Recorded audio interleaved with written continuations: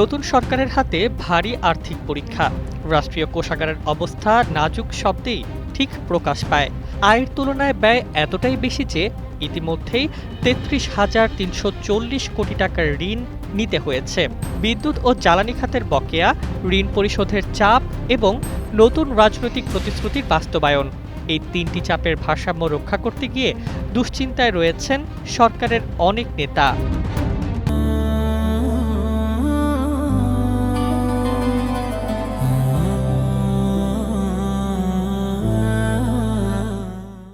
সদ্যবিদায়ী অন্তর্বর্তী সরকারের বাজেট ৭,৯০,০০০ কোটি টাকা নির্ধারণ করা হয়েছিল, যার প্রথম ৬ মাসে ব্যয় হয়েছে ২,৫৮,০০০ কোটি টাকা।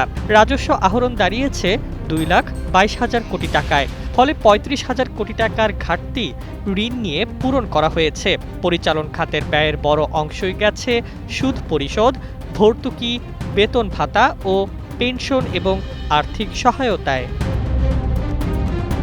এদিকে নতুন সরকার নির্বাচনী প্রতিশ্রুতি পূরণের কাজ শুরু করেছে। ফ্যামিলি কার্ড, কৃষক কার্ড, সম্মানী ভাতা। কিন্তু এসব বাস্তবায়নের জন্য প্রয়োজন বিপুল অর্থ। আর্থিক বিশ্লেষকরা মনে করছেন রাজস্ব আয় বাড়ানো ছাড়া আর কোনো বিকল্প নেই। কিন্তু অতিরিক্ত কর আরোপ করলে জনসাধারণের ওপর চাপ পড়বে। বিদ্যুৎ ও জ্বালানি খাতের বকেয়া এবং অব্যাহত সংকট নতুন সরকারের জন্য অগ্নি পরীক্ষার মতো।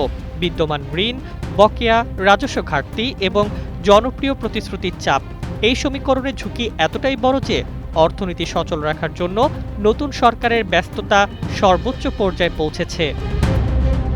রাষ্ট্রীয় কোষাগারের সীমিত সামর্থ্য আর বিশাল রাজনৈতিক প্রতিশ্রুতির ভারসাম্য রক্ষা করা এখন সরকারের সবচেয়ে বড় চ্যালেঞ্জ। সময় কম, চাপ অসীম এবং প্রত্যাশা আকাশচুম্বী। নতুন সরকারকে এখন দেখাতে হবে বিপুল ঋণ ও বকেয়ার ছায়ার মধ্যে কিভাবে জনগণের প্রতিশ্রুতি বাস্তবায়ন সম্ভব।